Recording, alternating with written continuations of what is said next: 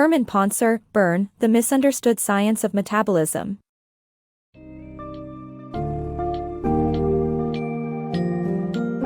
Dive into the fascinating world of metabolism with our summary of the book, Burn, The Misunderstood Science of Metabolism by Herman Pontzer.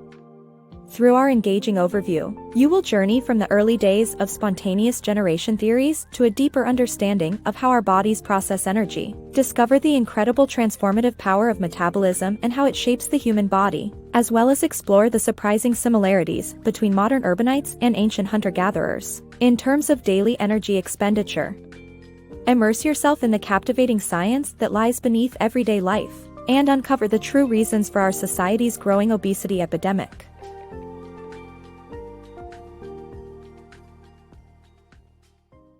Metabolism, life's intricate puzzle. Louis Pasteur's revolutionary broth in 1859 led to the process of pasteurization and debunked the theory of spontaneous generation. Instead, researchers have found evidence of metabolism's astounding ability to transform inanimate matter into life. Metabolism refers to the process by which our bodies burn energy, utilizing essential molecules to fuel cell activities. Every part of our bodies, from bones to hair, is composed of materials we consume. These materials are converted into essential molecules by our cells and fed into the bloodstream, playing a crucial role in sustaining life. In the mid-19th century, Louis Pasteur's incredible broth not only introduced the world to pasteurization but also dispelled the ancient theory of spontaneous generation. This theory attempted to explain the sudden appearance of life forms, like maggots in rotting meat, as emerging from inanimate objects. Thanks to the advances in the understanding of metabolism, we now know that such a notion was far from the truth. Remarkably, humans, like flies, serve as machines that generate life from inanimate matter.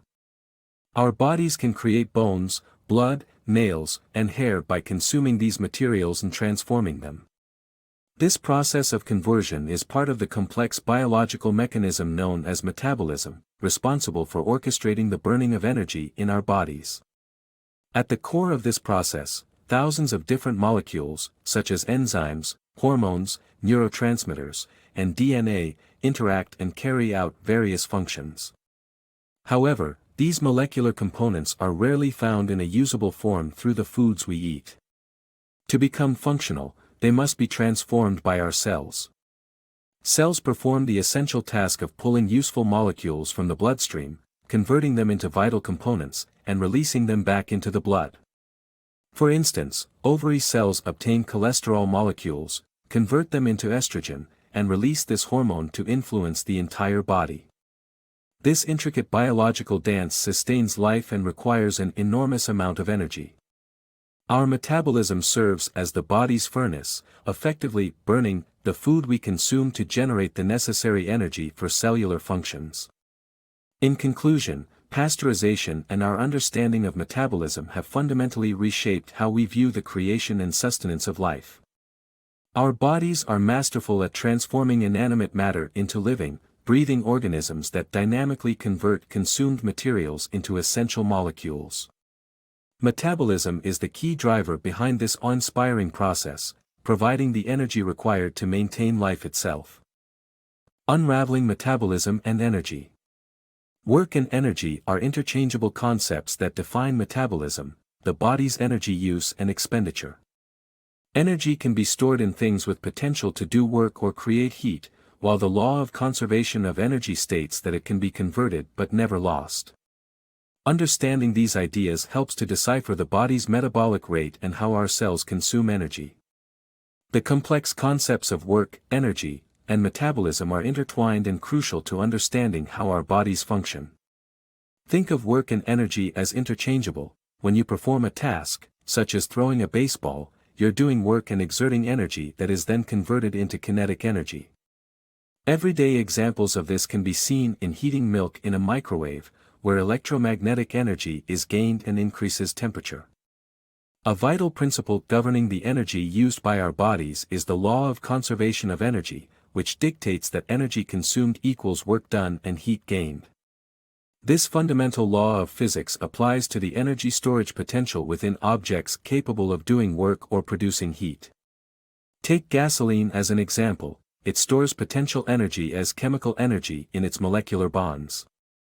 A stretched rubber band stores potential energy in the form of strain energy, while a heavy object teetering on the edge of a windowsill has potential kinetic energy that could be converted into movement. These stored forms of energy can transform into other types but never disappear. Let's consider the phenomenon of explosions, specifically nitroglycerin. When detonated, nitroglycerin's molecular bonds break apart, releasing an abundance of energy. If converted into heat, the energy stored in a pound of nitroglycerin could instantaneously vaporize a human. If transformed into kinetic energy, it could propel a 165-pound adult over 2 miles into the air. Metabolism intersects with these ideas of energy and work. As they are effectively interchangeable, the work performed by our cells and the energy they consume amount to the same thing. Metabolism essentially represents energy expenditure, so gauging the body's metabolic rate means understanding how the body expends energy to fuel cellular functions. By adding speed into the equation, we obtain a clearer picture of the body's metabolic rate, the energy our bodies spend every minute to keep our cells working efficiently. Measuring energy, the CO2 trail. Tracking energy expenditure is directly linked to the production of carbon dioxide, CO2. Physiologist Nathan Lifson devised an ingenious method to monitor the CO2 generation during a normal day by observing the rates of hydrogen and oxygen atom ejections from the body. By using isotopes as markers and measuring their excretion in urine, one can estimate the rate of CO2 production, thereby gauging the energy spent by an individual. The burning of any fuel, be it coal or carbohydrates, generates the byproduct, carbon dioxide, CO2. Emission of CO2 indicates that our body is burning energy to fuel its various functions. Monitoring the amount of CO2 produced in our bodies can provide an accurate estimate of how much energy is being burned. Nathan Lifson, a physiologist from the University of Minnesota, developed an ingenious method in the 1950s to track CO2 production in people during their everyday routine. His observations unveiled that the human body, being roughly 65% water, functions as a sizable reservoir. Ingestion of food and drink introduces hydrogen and oxygen atoms into the body. These atoms exit the body as urine, feces, sweat, and breath vapor. While hydrogen atoms always leave in the form of water, oxygen atoms can exit the body by linking with carbon atoms, creating CO2 molecules. Lifson understood that monitoring the excretion rates of hydrogen and oxygen atoms could calculate the CO2 production rate, revealing how much energy has been expended. To track these atoms, Lifson marked them with hydrogen and oxygen isotopes.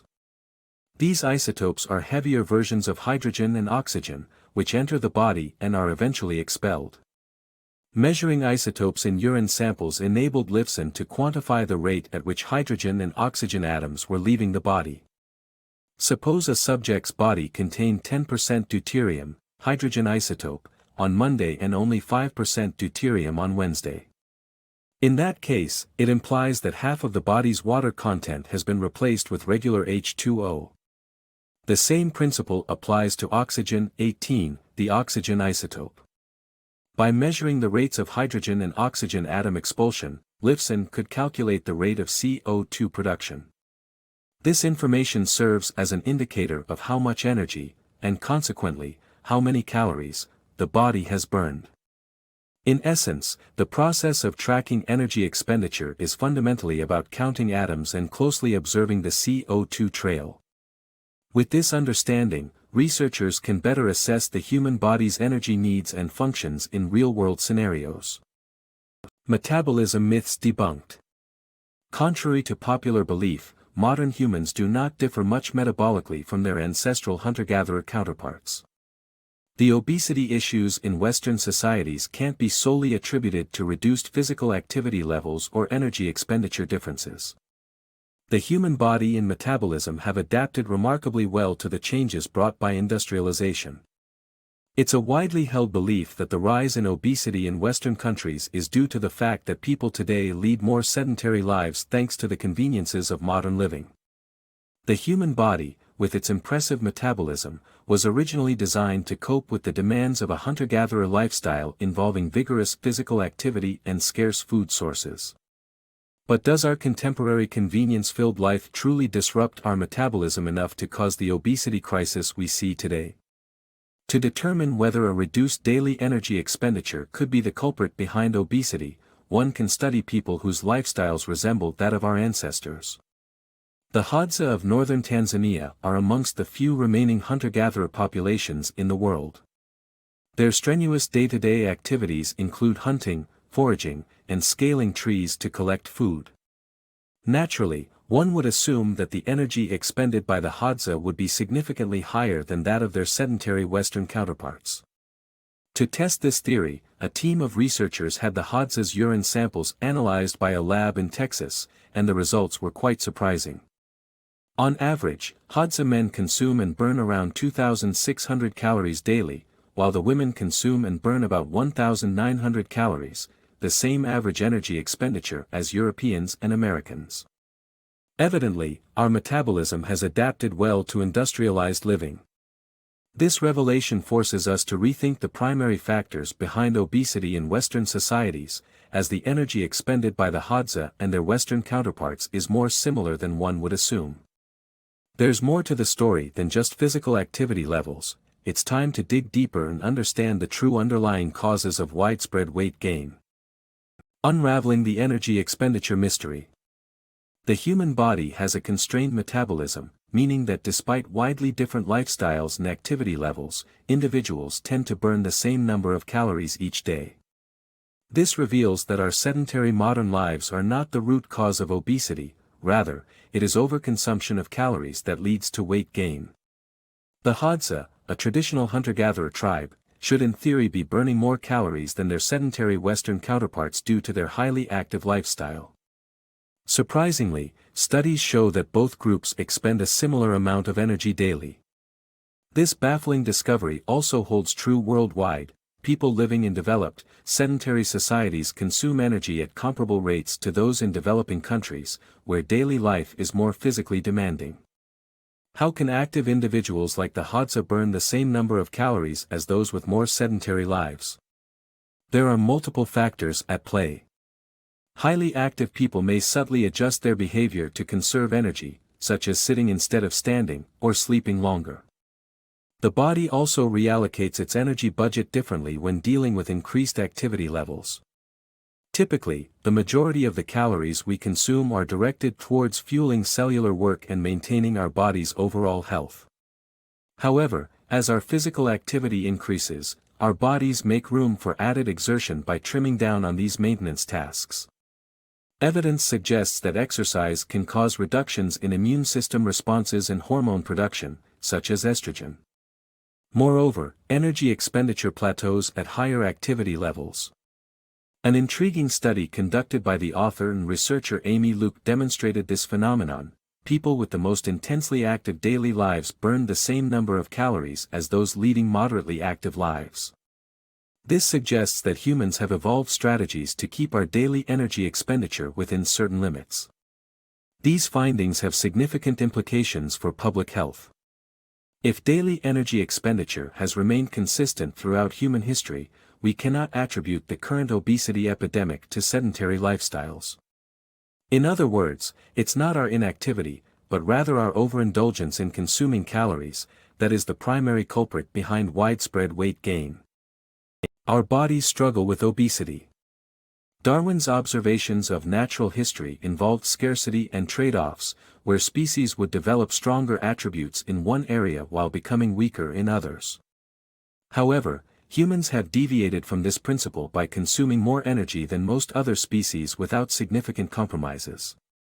The human body, powered by a fast metabolism, evolved to cope with food scarcity by storing excess energy as fat in fat cells. Today, we face an abundance of calories, but our bodies still operate by their ancient energy storage methods, leading to widespread obesity issues. Charles Darwin's studies of natural history showed that species would develop specific evolutionary traits based on their struggle for limited resources. The necessity to prioritize certain qualities led to trade-offs in others, as, to spend on one side, nature is forced to economize on the other side. However, humans are an exceptional species that defy this principle in many ways. This defiance is particularly evident when examining our propensity for obesity. Humans, by comparison to our closest relatives, the apes, consume approximately 400 more calories daily when accounting for factors like body size and activity level.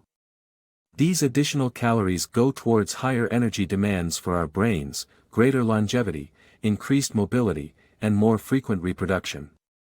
Although humans have a smaller and cheaper digestive tract compared to most apes, there are few other trade-offs. As our ancestors evolved, the development of a faster metabolism enabled them to burn more energy. This metabolic revolution greatly increased the risk of starvation, as our bodies required more energy to function. To counter this disadvantage, our bodies gained the ability to store energy for later use via fat cells, a unique feature that sets us apart from other species. For example, when overfed, a chimpanzee will develop larger muscles and organs instead of gaining excess fat. However, the evolutionary solution to food scarcity has given rise to a modern issue. Presently, humans live in a world abundant with calories, but our ancient bodies continue to store excess energy as fat.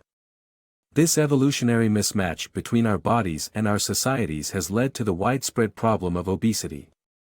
In conclusion, our evolutionary history has played a key role in shaping our body's energy requirements and storage mechanisms. Despite the transformation from an environment of scarcity to one of abundance, our bodies continue to operate with the ancient principles that were once necessary for survival but now contribute to the widespread prevalence of obesity in modern society. Sharing, the metabolic revolution. While both apes and humans are social animals, a key difference that sets us apart is our unique propensity for sharing food. This behavior has profound implications for our metabolic systems, survival, and evolution. Apes, being rugged individualists when it comes to sustenance, only gather and consume what they need for themselves, seeking out low-hanging fruit. Human ancestors, on the other hand, forged a social foraging system that allowed them to share food within their communities, providing a safety net that made risk-taking, cooperation, and adaptation possible. This safety net allowed them to go for high-risk, high-reward hunts, knowing that the women have gathered enough food for everyone even if the hunt is unsuccessful most of the time. The beginnings of this transformative behavior likely arose among ape-brained hominins around 2.5 million years ago in eastern Africa. While the exact origins of sharing remain uncertain, ample evidence from our more recent past indicates its impact on our development. For instance, the presence of cut marks on zebra bones implies that taking down such a large and fast animal required teamwork, a level of cooperation that only works when each member is rewarded with a share of the spoils. Sharing food unlocked humanity's potential by enabling more energy to be allocated towards essential tasks. Consequently, more people survived, more babies were born, and more time was spent on inventing and experimenting with primitive tools. Those hominins who embraced sharing outperformed those who followed the individualistic ape model, ultimately paving the way for the modern human body and its advanced metabolic system. The metabolic revolution set humans and apes apart in a meaningful way. Accelerated metabolism in humans led to the development of our most distinctive and energy-hungry organ, the brain. Thus, our ancestors' choice to share food set us on a course that forever altered human evolution, separating us from our ape cousins and enhancing our potential for further advancement. Diet, the ultimate weight loss tool. Calories are the key to weight loss, and the modern lifestyle makes it difficult to expend enough energy to counteract our high-calorie diets. However, research suggests that you can lose weight by simply consuming fewer calories than you burn, regardless of the specific diet you choose. Exercise, while beneficial for overall health, does not compare to the impact that diet has on weight management. People in today's modern world, surrounded by cars and comfortable office chairs, unsurprisingly burn the same number of calories as hunter-gatherers. In fact, our daily energy expenditure has remained unchanged since the Paleolithic era. Moreover, This energy expenditure is limited, meaning that even increasing the amount of exercise we do has little effect on the calories we burn. This discovery raises the question, how should we address obesity? The answer lies not so much in exercise, but in managing our diets. Contrary to popular belief, exercise cannot overcome poor dietary choices when it comes to weight management. A proper diet is essential to weight loss, and with so much conflicting information available, it's crucial to cut through the noise. The simple truth is that to lose weight, you must burn more calories than you consume. No matter which diet you choose, abiding by this basic law of physics will lead to successful weight loss. A study conducted in 2005 by Michael Donsinger, the current head of the Diabetes Reversal Program at Tufts Medical Center in Boston, supports this fundamental principle. Donsinger assigned 160 adults to one of 4 popular diets for 12 months, each with a different nutritional approach. Example: Atkins is low carb, Ornish is low fat, Weight Watchers and Zone are more balanced. Regardless of which diet each participant followed, those who adhered to it lost weight, while those who did not failed to shed pounds. You might even recall the story of Mark Hobb, a professor of human nutrition at Kansas State University. In response to the numerous diet fads, Hobb designed his own diet consisting entirely of junk food, such as candy, cereals, chips, and cookies. However, he restricted himself to 1,800 calories per day, and after 2.5 months, he lost 27 pounds. Despite the apparent success of Hobb's experiment, it's vital to acknowledge that junk food diets are not a healthy solution. Nevertheless, his story challenges the notion of wonder diets and supports the main principle of weight loss: if you can burn the calories, you'll burn the pounds too. Stricter adherence to calorie consumption may indeed be the solution to losing weight and keeping it off.